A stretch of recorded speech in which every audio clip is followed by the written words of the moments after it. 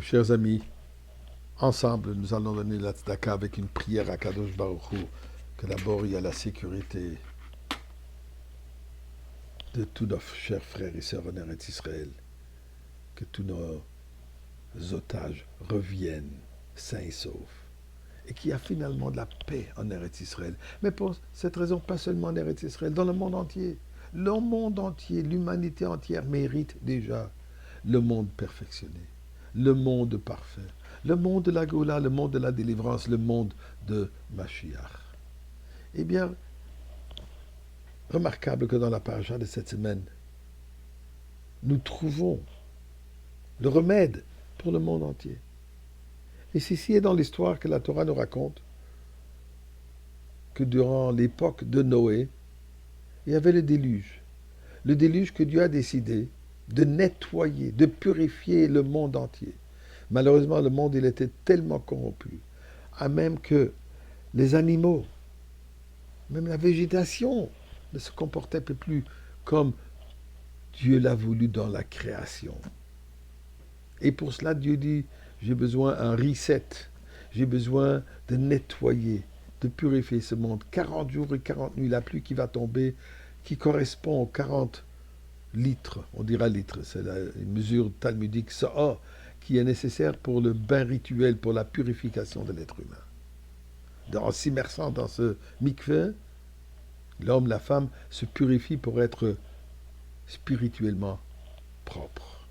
Eh bien, ça, c'était la purification du monde à ce moment. Mais après cela, Dieu dit que plus jamais je vais amener le déluge.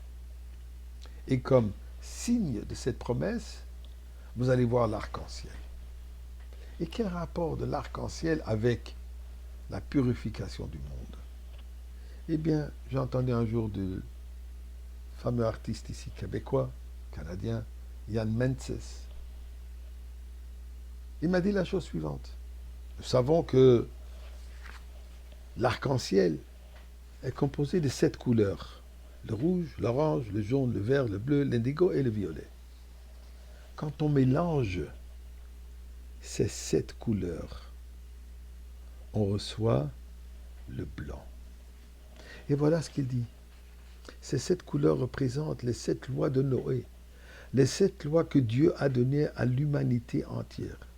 En suivant, en mélangeant ces 7 couleurs, on a la pureté, on a le blanc qui représente la pureté de ce monde, la pureté de l'univers, le monde parfait.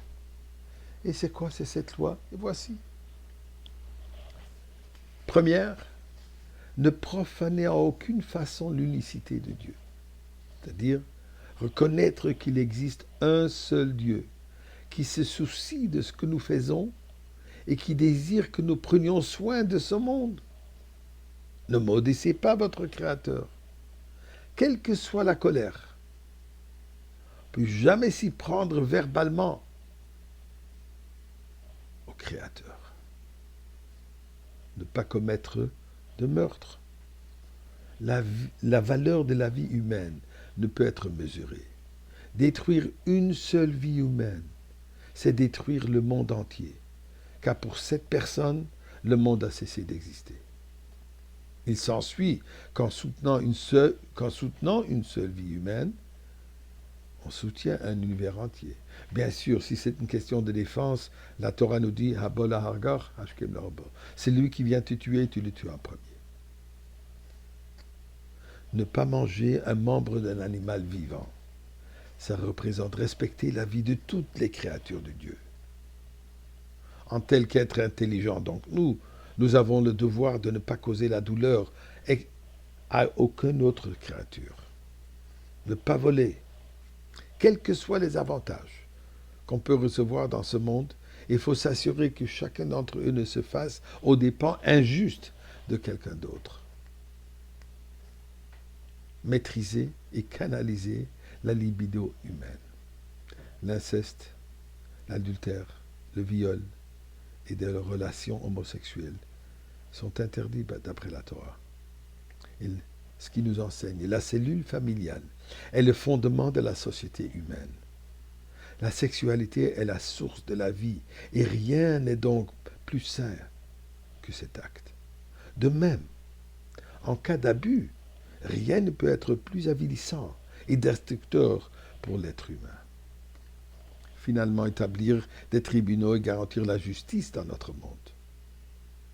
Avec chaque petit acte de justice, nous rétablissons l'harmonie dans notre monde, en le synchronisant avec un ordre supérieur. C'est pourquoi nous devons respecter les lois justes établies par notre gouvernement pour la stabilité et l'harmonie de la société et du pays. Donc ça sont les 7 lois qui représentent les 7 couleurs de l'arc-en-ciel. En les suivant, en les mélangeant, donc en les fusionnant et vivre d'après tous ces 7, nous amenons un monde parfait, le monde de pureté et le monde blanc. Et nous prions à Kadosh Baruch Hu que ceci se réalise aujourd'hui même.